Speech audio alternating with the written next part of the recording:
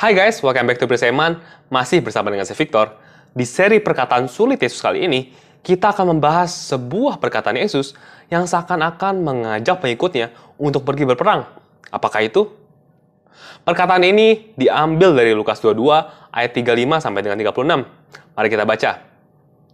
Lalu ia berkata kepada mereka, "Ketika aku mengutus kamu dengan tiada membawa pundi-pundi, bekal dan kasut, adakah kamu kekurangan apa-apa?" Jawab mereka, "Suatu pun tidak." Katanya kepada mereka, "Tetapi sekarang ini, siapa yang mempunyai pundi-pundi, hendaklah ia membawanya. Demikian juga yang mempunyai bekal. Dan siapa yang tidak mempunyainya, hendaklah ia menjual jubahnya dan membeli pedang." Lukas 22 ayatnya yang 36 adalah salah satu ayat yang cukup membingungkan buat para ahli dan juga para pendeta. Terlebih lagi, kalau kita membandingkan dengan ajaran-ajaran serta contoh-contoh yang Yesus berikan di ayat-ayat yang sebelumnya, yang seakan-akan berkontradiksi. Dan seperti biasa, untuk kita mengerti arti daripada perkataan Yesus, kita perlu mengerti terlebih dahulu konteks di mana ayat ini diucapkan. Konteks ayat ini disampaikan adalah setelah Yesus dan juga para murid-muridnya merayakan Hari Raya Passover, di mana Yesus memperingatkan mereka akan pengkhianatan yang akan ia alami dan juga penolakan Petrus sebanyak 3 kali. Lalu, di ayat ini, Yesus kembali memperingatkan mereka mengenai kesulitan yang akan datang. Kita melihat bahwa para murid Yesus ini, seperti kebanyakan orang, menerima perkataan Yesus secara literal. Kita bisa membaca di keempat kitab Injil bahwa pada saat Yesus ditangkap di Taman Getsemani, Petrus mengangkat pedang dan memotong telinga dari budak imam tinggi bernama Malkus. Dan kita melihat respon Yesus berkata di dalam Lukas 22 ayat 1. Yesus berkata, "Sudahlah itu." Atau yang dalam bahasa Inggris dikatakan, "No more of this." Bahkan, di dalam kitab Matius, Yesus menambahkan dengan berkata, "Barang siapa menggunakan pedang akan binasa oleh pedang." Penting untuk kita bisa mengerti ayat ini, karena di sini Yesus akan mencoba untuk membenarkan kesalahpahaman yang dimengerti oleh para murid sebelumnya. Namun, kalau itu bukan untuk dimaknai secara literal, jadi artinya apa dong?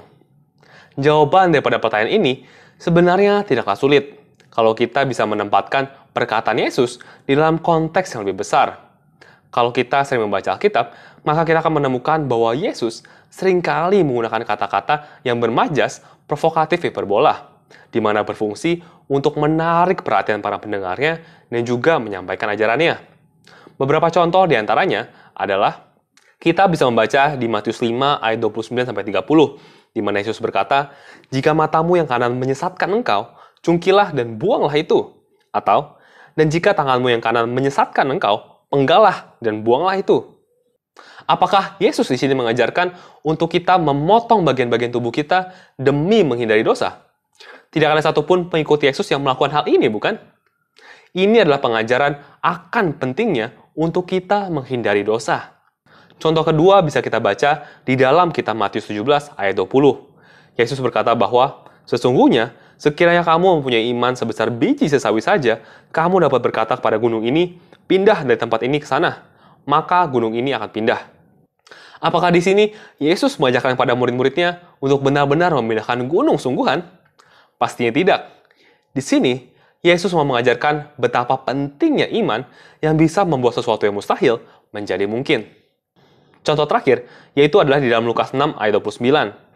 "Barang siapa menampar pipimu yang satu, berikanlah juga kepadanya pipimu yang lain." Apakah Yesus di sini mengajarkan secara literal bahwa saat kita ditampar pipi yang satu, maka kita berikan pipi yang lainnya? Tentu tidak.